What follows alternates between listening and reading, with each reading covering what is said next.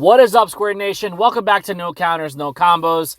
And today we're going to be talking some tech a little bit. You know, we haven't done this in quite some time.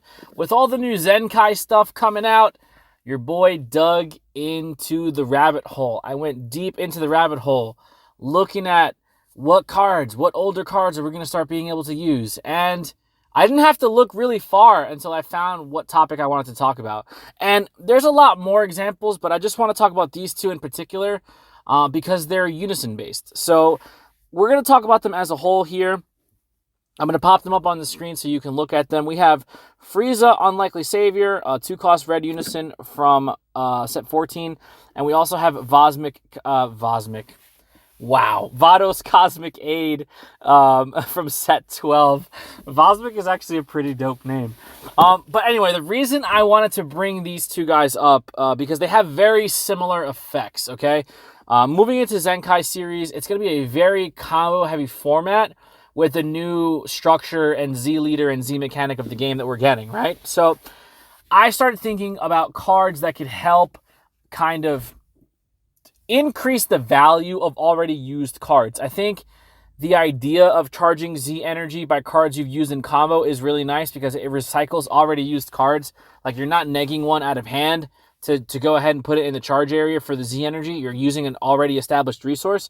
So I kind of wanted to take that to the next step and utilize the drop area. You only get to charge one Z energy per battle. So if you combo more than one card, you can charge one and then the other one goes to the drop. Well, how can you utilize that drop area? Obviously, we've always utilized our drop area in this game as a fuel for overwhelm, but now we have an extension to the game that utilizes the drop area in a different way. So if we're looking at these two unisons, their effects do not matter except for the fact that they can combo with skillless cards out of the drop area as a +0 auto.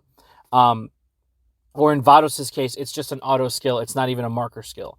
So why is that important? Well, if we're looking at U7 Gohan and Yellow Whis as decks or as archetypes, they are very combo-heavy decks with skillless battle cards that allow them to go into their tree or into their chain or up into their, you know, more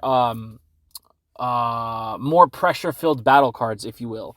U7 Gohan has kind of been like a slight reboot to the Tournament of Power one, you know, being able to combo heavy with U7 cards and get pluses off of them. And this Frieza Unison just goes in conjunction with that strategy. And Whis, same thing. You want to use the skillless cards so you can play them, combo them, and then, you can go up into your EX Evolve skill.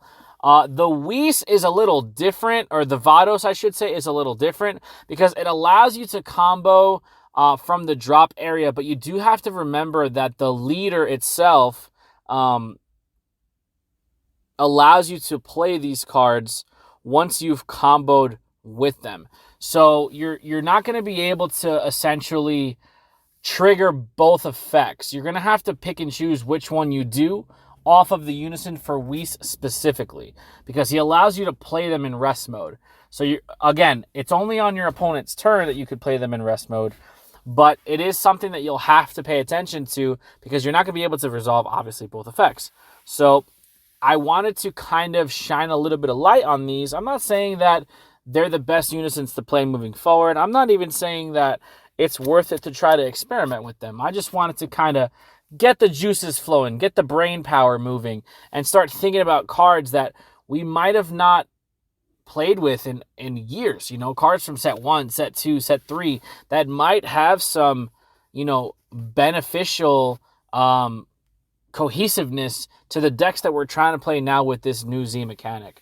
I do prefer the Frieza specifically, especially because Gohan is a more combo-oriented deck, whereas Whis is, yes, a combo-oriented deck, but it wants its combos to stick to the board to go up the EX Evolve chain, whereas Frieza, you're just getting free advantage. So if we look at Frieza's skill and we highlight its effect here, it's a +0 auto. When your opponent attacks, you can choose up to one skillless U7 card in your hand or drop area and combo with it. So it's giving you that free combo power from drop that you're going to be able to then place in your Z energy. So you're constantly going to be able to recycle already existing cards, not losing any card economy by having to use cards from your hand or drawing more cards to trigger these types of abilities. Now, we've already seen a lot of the red stuff as well as the yellow stuff being spoiled from, from the Zenkai series.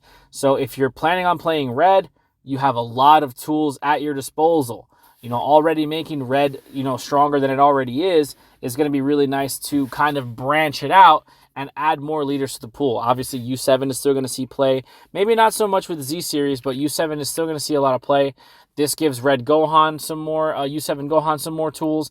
Obviously, Pan's going to see a lot of play. The Red SS4 deck with the Gogeta is going to see a lot of play. So there's a lot of good red strategies that you can utilize in combination with this combo skill to go ahead and further that strategy. Now, this Frieza Unison is going to work hand in hand more cohesively with the U7 Gohan leader, but if we're looking at effects like this as a whole, there's a lot of other cards in the card pool that do similar things. I'm gonna dive. I'm gonna look. I'm gonna go through and I'm gonna comb all the cards, and I'm gonna pull out the best ones, and let's make this like a little like a recurring segment until we figure out the best combinations that we could use for combo cards that we can stretch the usability of, right? Because the name of the game is efficiency. We want to be able to further our strategies while not losing any economy against our opponent. From day one, Dragon Ball Super has always been about advantage. If you have game on board or you have game in hand, if you out-resource your opponent, you're going to put yourself in a better position to win. And the same goes for the Zenkai series with the new Z energy mechanic. The more you're going to be able to combo, the more you're going to be able to pressure your opponent's board, the better chance you're going to be able to win the game at the end of, when it's all said and done. So let me know what you guys think. Don't forget to like, share, comment, subscribe, and please hit that notification bell so you can stay up to date with everything No Counters, No Combos. We really do appreciate the support, and we'll see you guys in the next video. Be there or be squared.